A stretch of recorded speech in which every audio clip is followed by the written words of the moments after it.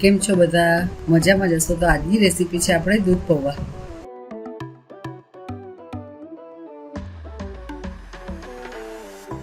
તો મેં અહીંયા દૂધ પૌવા બનાવવા માટે દૂધ લીધું છે, જાડા પૌવા લીધા છે, સાકર લીધી છે, કેસર લીધું છે, એલચીનો પાવડર લીધો છે, પિસ્તા સુધારેલા લીધા છે અને બદામ સુધારેલી લીધી છે. તો પહેલાં આપણે એક વાસણમાં દૂધને ગરમ કરી લઈશું.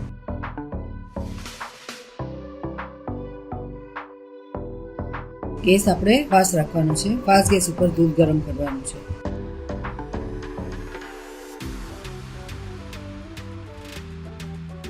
દૂધને આપણે હલાવતું રહેવાનું છે, એટલે દૂધમાં આપણે મલાઈ ન બને.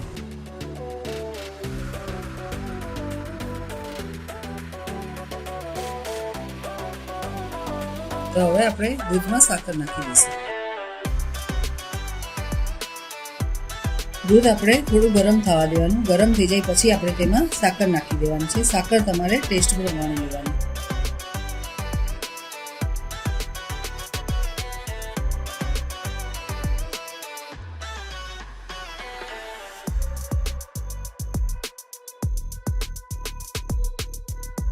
પછી આપણે તેમાં એલચીનો પાવડર નાખી દઈશું.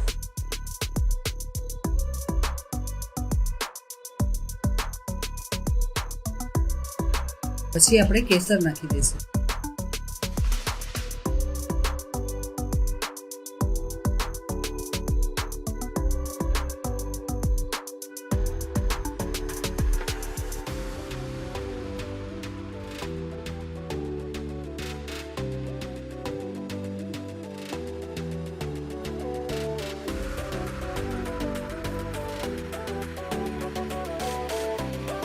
હવે આપણે દૂધમાં પિસ્તા અને બદામ સુધારેલા છે તે નાખી દઈશું. થોડા આપણે ડ્રાયફ્રૂટ રહેવા દઈશું ઉપર ગાર્નિશ માટે.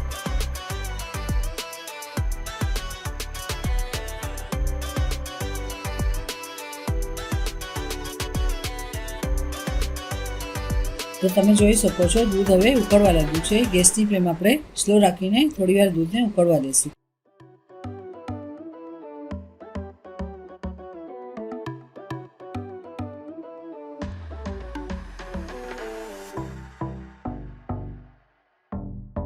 હવે આપણે પૌવાને ધોઈ લઈશું.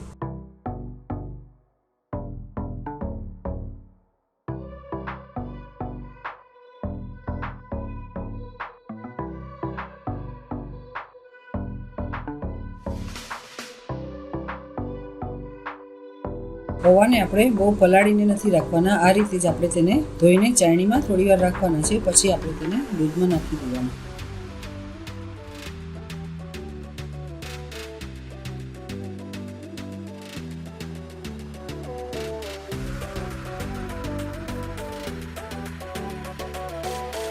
તો હવે આપણે પૌવા થોડા કોરા થઈ ગયા છે. આપણે તેને દૂધમાં નાખી દઈશું.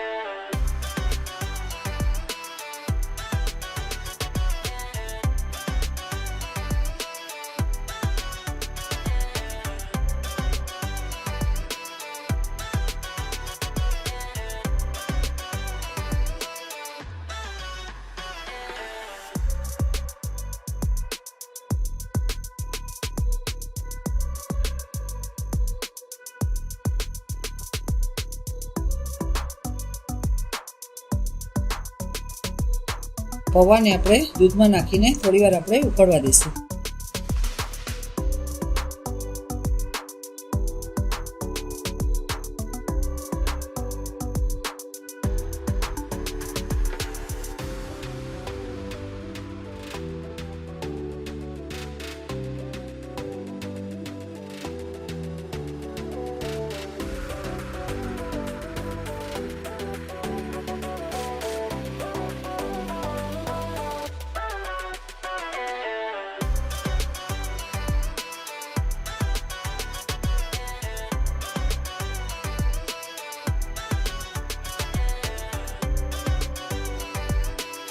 હવે આપણા દૂધ પૌવા બની ગયા છે. થોડીવાર આપણે તેને નીચે ઉતારીને ઠંડા થવા દઈશું.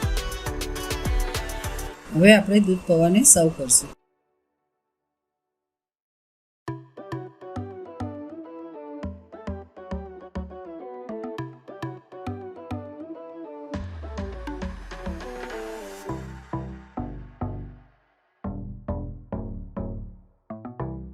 તો હવે આપણે દૂધ પૌવામાં ઉપરથી કેસર અને ડ્રાયફ્રૂટથી ગાર્નિશ કરી લઈશું.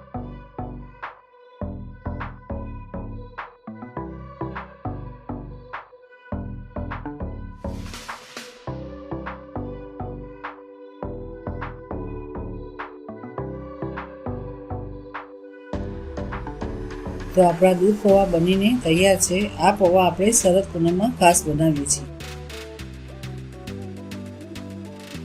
તો તમે આ દૂધ પૌવાની રેસીપી જરૂરથી ટ્રાય કરજો અને મને કમેન્ટમાં જણાવજો તમારા દૂધ પૌવા કેવા બન્યા.